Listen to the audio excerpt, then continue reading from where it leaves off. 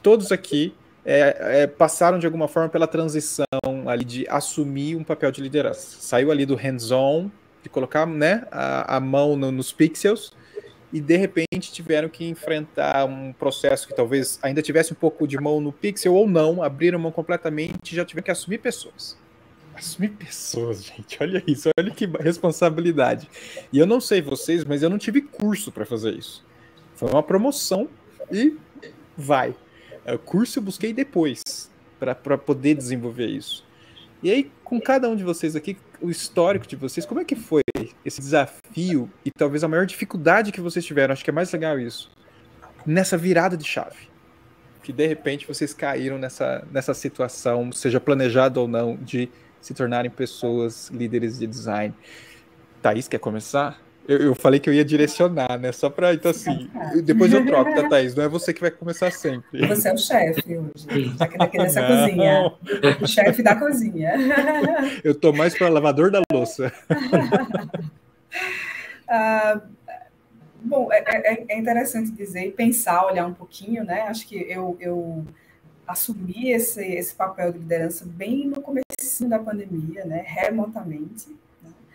E isso aconteceu numa mudança de configuração dentro do César, né? Então, não existia alguém que eu tivesse dentro do próprio César como referência, né? Então, o meu papel nasceu junto com esse papel de liderança, da forma como ela é hoje, né? Havia uma liderança em design do César, mas de um outro formato, outro jeito, não como a gente tem hoje. Então, nem havia referências externas. Eu confesso que não foi algo intencional, não estava no plano virar uma liderança em design, talvez um especialista, cada vez mais competente e ser mais referência naquilo que eu fazia do ponto de vista operacional, mas liderar não estava no plano, então daí já veio um susto. Mas quem me conhece sabe que eu sou pessoa do sim, né? Thaís, vamos lá no design team, bater um papo? Vamos, bora! Né? Eu sou a pessoa do sim, né? Então, quando o meu gerente bateu um papo comigo, Thaís, a gente está formando aqui um núcleo, uma célula com vários projetos, e é em você que eu enxergo essa liderança, você topa? Eu, bora, né? Se daqui a alguns meses eu sentir que não é isso, eu vou te dizer, tá? Então, o que foi, né? Eu acho que o maior desafio, primeiro é esse, né? Eu não tinha referências, né, desse papel, não estava no meu plano, foi algo que aconteceu naturalmente, e largar o operacional, para mim, foi o grande desafio, né? Porque a gente, às vezes, não consegue mensurar tão bem como a gente consegue mensurar quando a gente está no operacional. Eu fiz tal pesquisa, eu tive tal resultado, eu fiz tal interface, né? A gestão, a liderança, né? É difícil mensurar o teu trabalho, por mais que você não esteja desocupado, você esteja fazendo sempre muita coisa ao mesmo tempo, né? Não tem fim, né? Se são 8 horas, são 8 horas praticamente ininterruptas de trabalho, né? E às vezes isso se estende um pouco mais.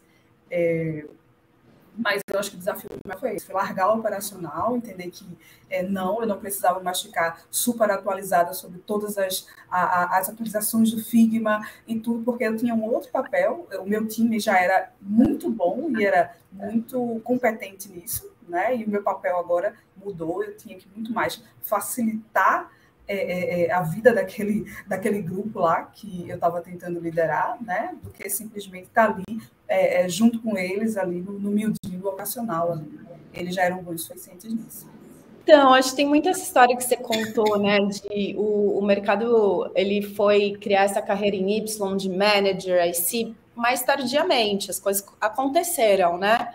E quando você entra num lugar de liderança sem ter essas coisas tão estruturadas, que eu acho que é a maioria dos casos aqui de todo mundo, a menos que você comece num lugar super estruturado, eu acho que tem esse desafio de deixar a parte técnica de lado, e tem um grande desafio de criar as parcerias, tanto com as outras áreas, como líder, e gerar esse processo de promoção do seu time dentro de manager mesmo, assim, de fazer a gestão de carreiras, conectando as qualidades de cada pessoa do seu time com os objetivos de negócio, colocando as pessoas certas nos projetos certos, fazendo uma boa gestão, de fato, das forças que você tem no time.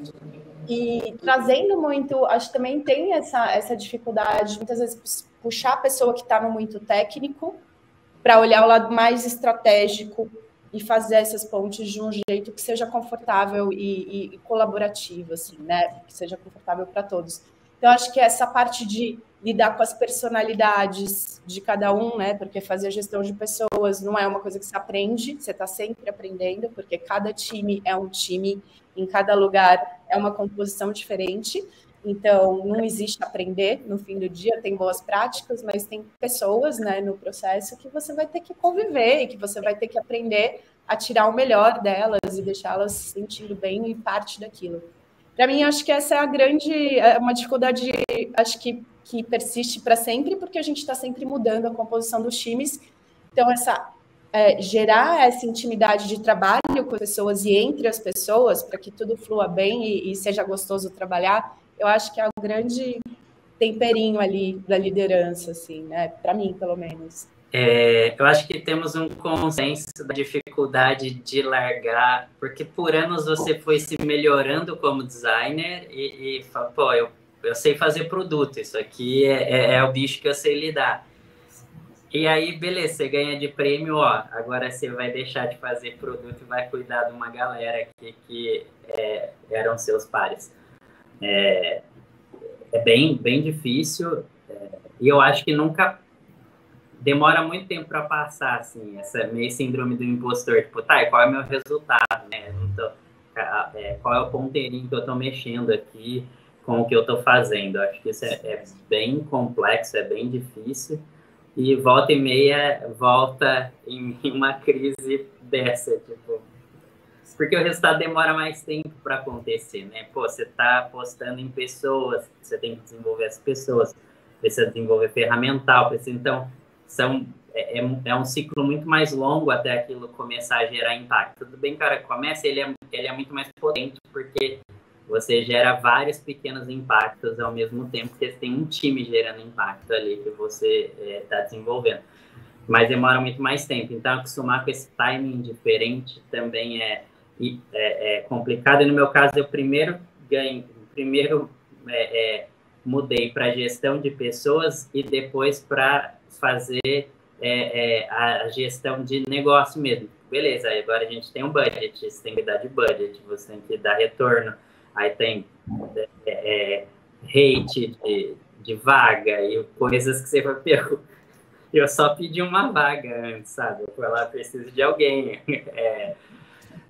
É bem complexo e realmente não... Hoje ainda tem bons cursos, né?